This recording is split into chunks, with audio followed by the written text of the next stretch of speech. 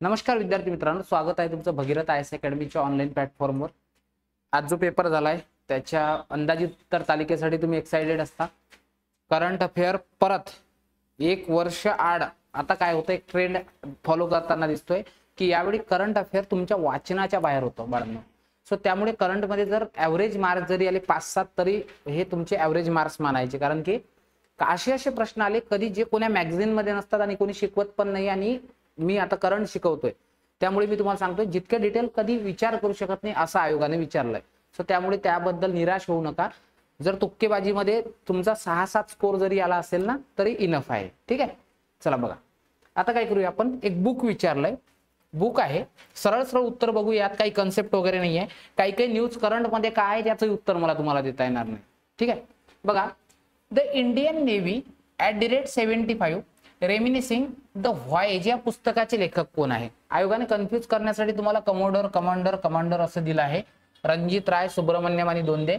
So Ranjit Rai यांनी हे book लिहिलं आहे, इंडियन नेव्हीचे जे 75 वर्ष आहे त्या संदर्भात।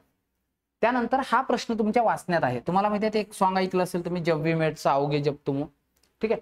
सो त्या संदर्भात उस्ताद राशिद खान यांचं अलीकडे म्हणजे मागच्या वर्षी निधन झालंय, त्यांचं घराणं विचारलं, ठीक आहे। आणि करंटच्या सेमिनार मध्ये मी तुम्हाला सांगितलं जर यांच्यावर प्रश्न आला तर तो एवढाच येईल की हे कोणत्या घराण्याचे होते, आणि ज्यावर आपण डिस्कस पण केलं होतं रामपूर सहस्वान घराणं, या घराण्याचे ते शास्त्रीय संगीतातील गायक होते, रामपूर सहस्वान। सो त्यामुळे याचं उत्तर हे असेल, याचं 3 असेल, क्लिअर। चल, यामध्ये फारसं डिस्कस करायला काही नाहीये।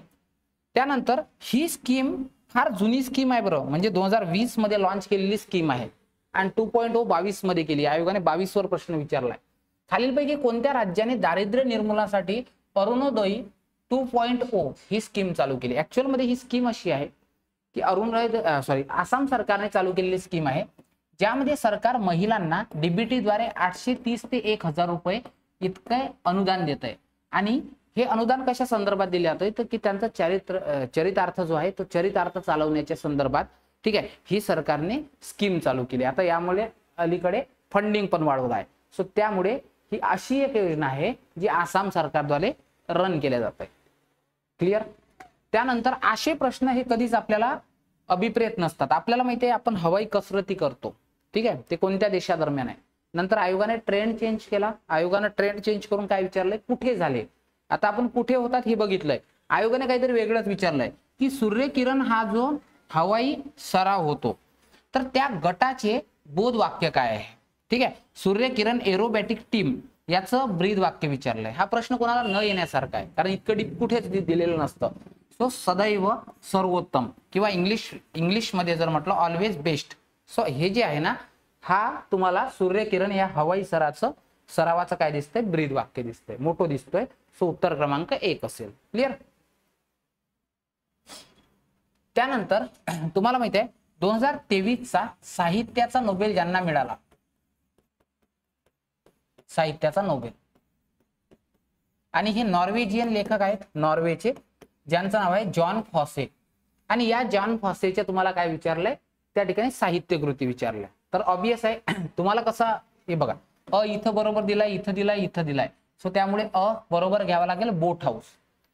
त्यानंतर मेलनकोली 1 हे तुम्हाला दिसतंय, मेलनकोली 1। आता बघा हे 1995 मध्ये त्यांनी लिहिलंय, क्लिअर, मेलनकोली पाहिजे। सो इथं ब नाहीये, निघून गेलं, इथं ब नाही, निघून गेलं। सो ब आणि ब बरोबर दिसतंय। आणि रॉड्स अँड स्वॉर्ट रेड अँड ब्लॅक हे तुम्हाला दिसतं 1983 मध्ये त्यांनी लिहिली होती। सो अ ब क। सो त्यामुळे उत्तर काय येईल तुमचं, 1 नंबर अ ब आणि क। त्यानंतर भारतातील शहरांचे, ठीक आहे, जे याला काय म्हणतात, याला म्हणतात डबल ट्विन नावाचं एक प्रोजेक्ट आहे, डबल ट्विन नावाचं मिशन आहे, ज्याच्या अंतर्गत भारतातील जे मुख्य शहर आहे त्याचे 3D नकाशे तयार केले जाणार आहे। आता पण सरकारकडे 2D होते, आता 3D नकाशे आहेत। यासाठी सर्वे ऑफ इंडिया नावाची ही संस्था आहे, शासकीय संस्था, याने कोणत्या कंपनी सोबत करार केला असा विचारलाय, आणि हा करार केला आहे जेनिसिस इंटरनॅशनल या कंपनी सोबत। तर त्यामुळे उत्तर क्रमांक 3 येईल, ठीक आहे। पुढे बघूया, पुढचा मुद्दा आहे खालीलपैकी कोणत्या जोड्यांमध्ये शहरांची नावे आणि क्रिकेट क्रीडांगणांची नावे जोडली आहे। वर्ल्ड कप जो झाला आहे तुम्हाला माहिती आहे त्या संदर्भात त्याच्यावर आधारलेला हा प्रश्न आहे आणि जे क्रिकेट प्रेमी आहेत स्पेशली त्यांना हे स्टेडियम सर्वांना माहिती आहे. तर हे नावावरून येत आहे. होळकर स्टेडियम इंदोर, अगदी बरोबर आहे. त्यानंतर एम.ए. चिदंबरम स्टेडियम, ठीक आहे, चेन्नई. त्यानंतर एम चिन्नास्वामी स्टेडियम बँगलोर आणि green park stadium Kanpur. So या संदर्भात हा विचारला, कारण हा कदाचित एक तर क्रिकेट वर्ल्ड कप मुळे असू शकतो किंवा ऑल वेदर एक जे आहे स्टेडियम तयार केला ऑस्ट्रेलियानं, कदाचित त्यावर आधारित असू शकतो. ठीक आहे, काही काही प्रश्नांना सेन्स नाही आहे की तो करंट मध्ये का आला तर. ठीक आहे, सो त्यामुळे याचं उत्तर असेल अ, ब, क आणि ड. पुढे जाऊया. पुढचा मुद्दा आहे बी.एन. गोस्वामी. आता या बी.एन. गोस्वामीचा जो मृत्यू झाला आहे म्हणजे निधन झालं आहे, ते फार पूर्वी निधन झालं होतं बी.एन. गोस्वामीचं. आणि यावर आता आयोगाने प्रश्न विचारलाय की हे कोणत्या क्षेत्राशी संबंधित होते. तर लक्षात ठेवायचं, बी.एन. गोस्वामी हे नाव तुम्हाला दिसतंय आर्ट हिस्ट्री, ठीक आहे, आणि आर्ट क्रिटिक. आर्ट क्रिटिक या संदर्भात नाव दिसते तुम्हाला, त्यामुळे उत्तर असेल कला इतिहास. तुक्का जर लावला असेल तरी हे जमलं असतं तुम्हाला. ठीक आहे, चला पुढे. आता हा प्रश्न सरळ सरळ त्यांच्या वेबसाईटवरून घेतलाय आणि बऱ्याच साऱ्या पुस्तकामध्ये पण दिलाय की लक्षद्वीप, ठीक आहे, तुम्हाला माहिती आहे भारतात एक आर्किपिलॉगो आहे ज्याला आपण म्हणतोय अरेबियन सी मधला, तो लक्षद्वीप.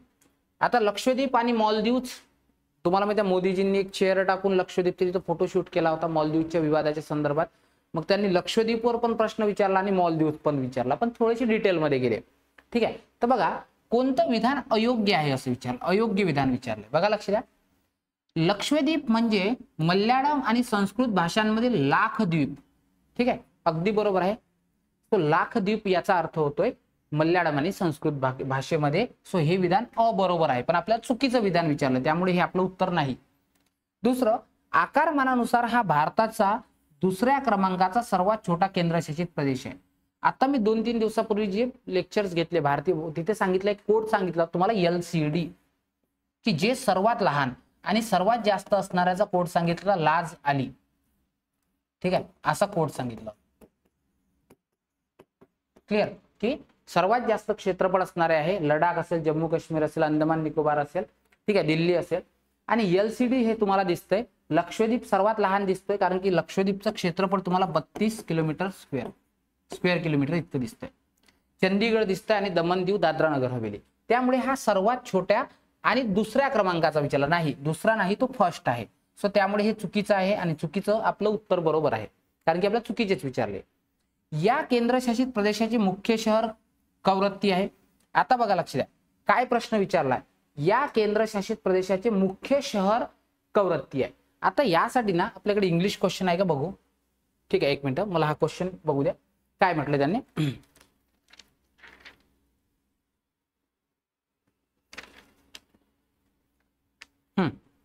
तर प्रिन्सिपल टाउन असं म्हटलंय, अगदी बरोबर आहे, हे आहेच तुम्हाला माहिती कवरत्ती. सो त्यामुळे हे चुकीचं नाही आणि चुकीचं आपलं उत्तर नाही. आणि अगाट्टी हे एक शहर आहे तिथलं मुख्य, हे असं पाहिजे होतं, यांनी काय केलं क्रॉस केलं याला, हे असं पाहिजे होतं. अगाट्टी हे प्रिन्सिपल सिटी आहे आणि केंद्रशासित प्रदेशाची राजधानी जी आहे ती कवरत्ती आहे. सो त्यामुळे हे विधान काय चुकीचं आहे. त्यामुळे आपल्याला उत्तर असेल अ आणि ड ओनली. ठीक आहे, एक मिनिट, सॉरी, काय विचारलं आपल्याला, आपल्याला चुकीचे विचारले. तर चुकीचे काय येतात, ब आणि ड. ब आणि ड हे चुकीचे असते कारण की हे दोन बरोबर येतात. क्लिअर. पुढचा प्रश्नाकडे जाऊया. पुढचा प्रश्न आहे, केंद्र सरकारच्या कोणत्या मंत्रालयाने संघटन से समृद्धी अभियान राबवलाय. तर बघा लक्ष द्या की मिनिस्ट्री ऑफ रूरल डेव्हलपमेंट जी आहे म्हणजेच ग्रामीण विकास मंत्रालय यांनी काय केलं, आझादी का जो अमृत महोत्सव आहे याच्या अंतर्गत प्रत्येक गावांमध्ये जी सेल्फ हेल्प ग्रुप आहेत, या सेल्फ हेल्प ग्रुपला म्हणजे बळकट करून महिलांचं सक्षमीकरण करण्यासाठी म्हणजे एम्पॉवरमेंट ऑफ वुमन करण्यासाठी सरकारने हे अभियान राबवलं होतं, संघटन से समृद्धी, यालाच म्हणतात. ठीक आहे, दीनदयाल उपाध्यायांच्या नावावर हे अभियान तुम्हाला दिसतंय. ठीक आहे, नॅशनल रूरल, ठीक आहे, एक मिनिट काय म्हणतात मला लक्षात घेऊ दे. ठीक आहे, NRLM म्हणतात, नॅशनल रूरल लिव्हलीहुड मिशन. ठीक आहे, Deendayal Antyodaya mission. Clear. So अशा अंतर्गत, सो त्यामुळे उत्तर क्रमांक 3 असेल. पुढे जाऊया. पुढे आहे, आता हा प्रश्नाचा काय सेन्स वापरला आयोगाने, का विचारला याचाही काही सेन्स मिळत नाही.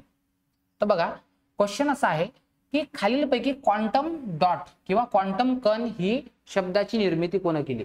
तर मार्क रीड नावाचे हे व्यक्ती आहे, यांनी क्वांटम रीड या शब्दाची उत्पत्ती केलेली दिसते, ही टर्म कॉइन केलेली दिसते.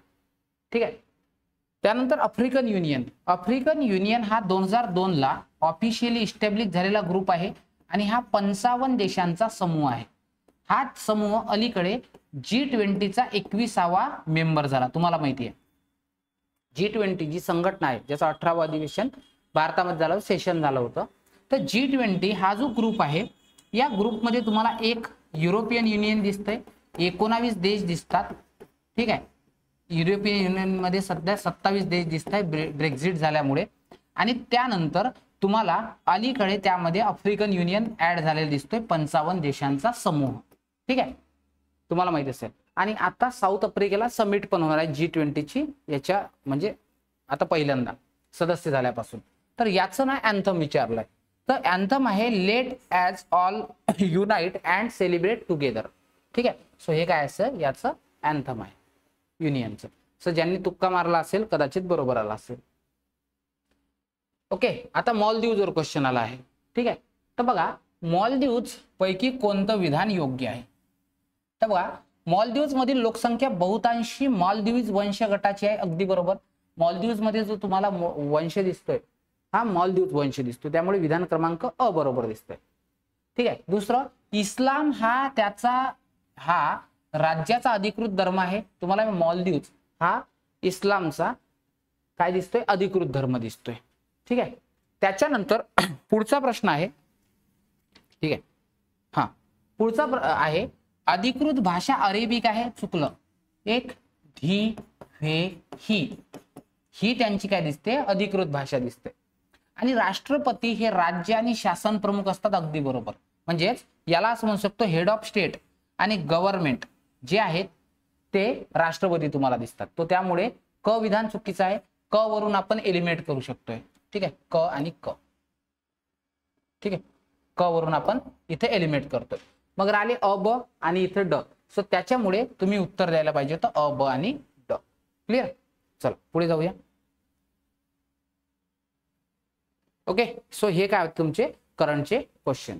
ठीक आहे. करंट खूप हार्ड होतं पोरांनो. इथे तुम्हाला 5-7 जरी स्कोर आला असेल तरी बरोबर आहे. तुक्केबाजी करूनच आजचं करंट सॉल्व्ह करायचं होतं. Thank you so much. Keep studying. जय हिंद.